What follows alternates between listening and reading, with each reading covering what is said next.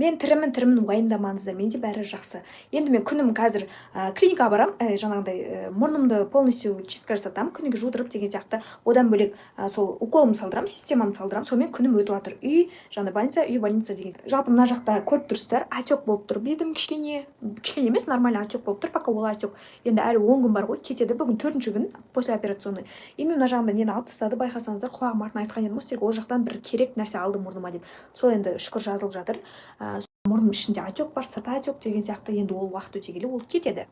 Сонымен менде шүкір баққа жақсы бәрі. Енді мен ертең мұрным жазылғаннан кейін точно үйде отырмайын деп тұрмын, себебі қазірдің өзінде мен кәдімгідей үйде отыра беріп жалығып кеттім шынымен де.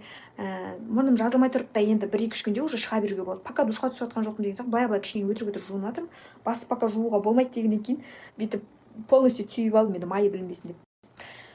Одан бөлек сіздерге айтқым келген басқа нәрсе бар. Енді былай тыныш жүрсем де маған әйтеуір бір тыныштық болмай кете ма арасында сондай бірдеңе. Анау адамдар қаяқтан шығып алатындарын білмеймін шыны керекші. Бір шығып өздерінше бірдеңе айтқысы келеді, жертва болғысы келеді. Ер азаматтар, сіздерге айтарым, жертва болмаңыздаршы мүлдем. Сіздерге мүлдем жараспайды ол нәрсе. Әсіресе жалпы былай ғой, енді маған көп сообщение сондай нәрселер жіберіп жатыр да, осылай да осылай, сіз туралы осылай деп жатыр ғой деген сияқты. Мен негізі мен туралы бірдеңе десе, мен оған жауап бергім келмейді. Бірақ енді мына жерде фактіме семьяма келген кезінде мен нәрсеге жауап беремін, балаларыма қатысты нәрсе болса деген сияқты. Енді бұл жерде бір кісі айтып тұр, что бізге көмектеседі екен, балаларына көмектеседі екен, оказывается. Бірақ мен бірде-бір рет каспиіме бір сол кісіден ақша түскенін соңғы 4 жыл 5 жыл мүлдем көрмегенмін. Және де наоборот менен қарызға ақша сұраған адам кезінде талай рет менен қарызға ақша сұрап сөйтіп жоқ болып кетіп жүрген адамның өзі солай айтқаны мен өзім күлкім келді біріншіден. И және де хабарласып балалар қалай деп сұрамайтын адам солай айтқаны кішкене енді күлкілі болып көрініп тұр әрине.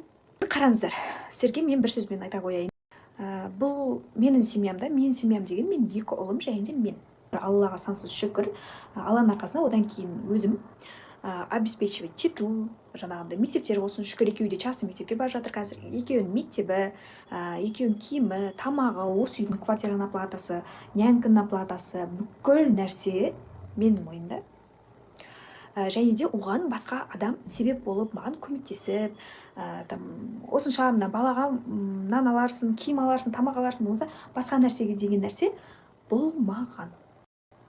Және де неге олай өздерін басқаша көрсетіп, мен көмектесем деп айтатынына мен өзім таңқаламын шыны керек.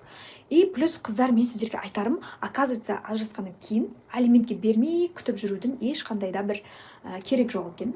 Оказывается, беріп тастау керек екен алиментке. Сен ол адамды жарайды деп үндемей жайына қойсан, оказывается, ол құтырып, өтіріктен сен артынан неше түрлі әңгіме айтуы мүмкін. Мен көмектесем, мен қарай алсам деген сияқты. Сол үшін мен шештім, әдемілеп тұрып алиментке беріп, ақыры саған типа көмектеседі екен, якобы.